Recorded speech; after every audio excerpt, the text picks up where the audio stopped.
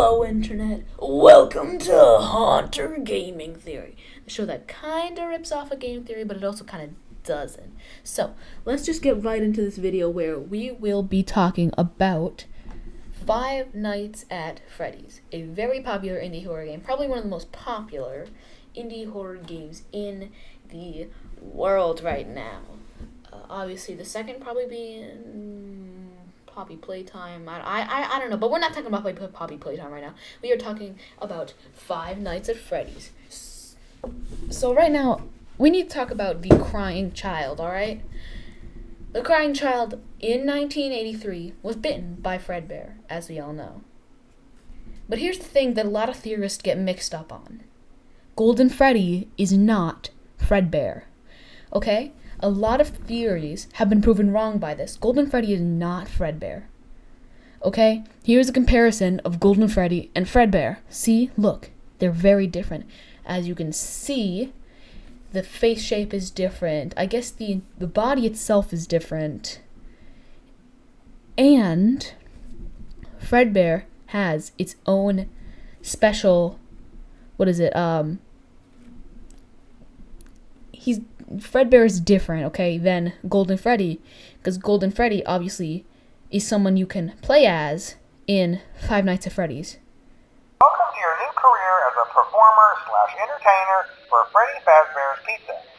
These tapes will provide you with much-needed information on how to handle/climb into/climb out of mascot costumes. Right now, we have two specially designed suits that double as both animatronic and suit. Now, Fredbear is, at 1983, was used for an endoskeleton, but Golden Freddy is slumped down as if he could be worn. These are two different animatronics in two different settings. But if you use the death coin on Golden Freddy, Fredbear jump scares you. In Ultimate Custom Night. Why is that? Obviously, Golden Freddy and Fredbear are linked, but the crying child does not possess Golden Freddy. Now, originally, the theory I had, I did not make a video on this, is that the crying child possesses Golden Freddy in Five Nights at Freddy's 1 and 2, and he says, "It's me," because he is letting Mike know that it is him. It is he who is the one that killed him. But that's not the case anymore. "It's me" means a different thing now.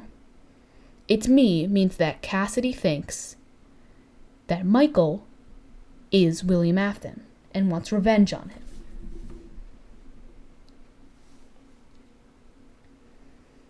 Now, a lot of theorists, Matt Pat, Foot a Ferret, you know, a lot of theorists link Golden Freddy and the crying child. But no, that's not the case at all. Golden Freddy is possessed by Cassidy. Fredbear, on the other hand, is not possessed by anyone. I do not think that Fredbear has a soul inside him. The crying child was not stuffed inside of Fredbear. The crying child was buried.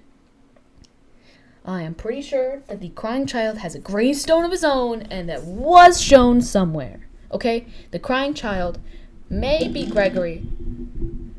Lots of people have made theories that his name is Evan. Yes, I know. But it's not Golden Freddy, okay? Golden Freddy and the crying child are not linked. So, that leaves a lot of questions unanswered. Like, a lot of people say that Golden Freddy is possessed by two spirits. If so, what two spirits is he possessed by? Golden Freddy is possessed by one spirit. Okay? One spirit for each, mascot. Now, this also means that if this theory were true, this means that a lot of other theories are incorrect too. And it means that at the end of every book of Five Nights at Freddy's, there is an endoskeleton type figure, I believe, that goes around killing people. Now, this was said to be the kind of embodiment of Golden Freddy. The crying child, Evan, and Cassidy sharing the same body. One of them being able to control everything, and one of them being left in the dark. This was said to be linked to Golden Freddy. I believe that this means something else. This may be for an entirely different thing altogether. Now, you might be thinking, Hunter Gaming, you're crazy. Well, I am indeed crazy, my friends, and this theory is also crazy. So, let's get right into the next part of my theory. Now, I don't watch much game theory, but I also watch a lot of game theory, alright? Game theory has a big part in these theories that I'm making. But here's the thing. I think that game theory gets stuff wrong. In fact, I think they got something wrong now, alright? The latest theory they've made is literally something about how the paper pals are the mimic. Okay, do I think that that's possible? Yes. Do I think that's a bit of a stretch? Also, yes. Okay, the paper pals being the mimic is a big stretch, alright? How would the paper pals be the mimic? They link the paper pals from FNAF World by having the move Mimic Ball. Here's the thing. Like 3 other people in FNAF World have Mimic Ball. Here's all of them. Alright? So, yeah, the mimic can't be every single one of those, right? Maybe it can. So, here's the thing. Virtual Freddy, Paper Pals, and I believe Shadow Bonnie. All of them have Mimic Ball. So, how does that make any sense? How do 3 of those guys have Mimic Ball and game theory only mention 1? Notice how Shadow Bonnie and Virtua Freddy aren't original Five Nights at Freddy's characters. Okay? They're mimics of the original. Shadow Bonnie being a mimic of Toy Bonnie. Virtual Freddy being a mimic of Freddy. Do I believe that it is possible? Yes. Am I linking these because I think it's possible? Yes. Do I still think it's a bit of a stretch? Yes. Alright? This entire point has been made because I think it's a bit of a stretch that both of them could be the same person. And we have yet to see the mimic literally mimic anything other than a voice, alright? If the mimic could mimic other things, the mimic would have transformed into like Gregory or something to trick Cassie. Here's the thing. I think the mimic is not the paper pals, alright? But I also think the new FNAF game coming out is going to prove whether or not game theory is correct or not, alright? Now, I think that the mimic is something else that's entirely different. Let me tell you what it is. Alright, in FNAF Ruin, the mimic copied the voice of Gregory, right? Now, the mimic can copy voices. We know that. The mimic is kind of an animatronic that can copy, right? That's why it's called the mimic. At the end of Ruin, when you're about to be chased by the mimic, Roxy comes, okay?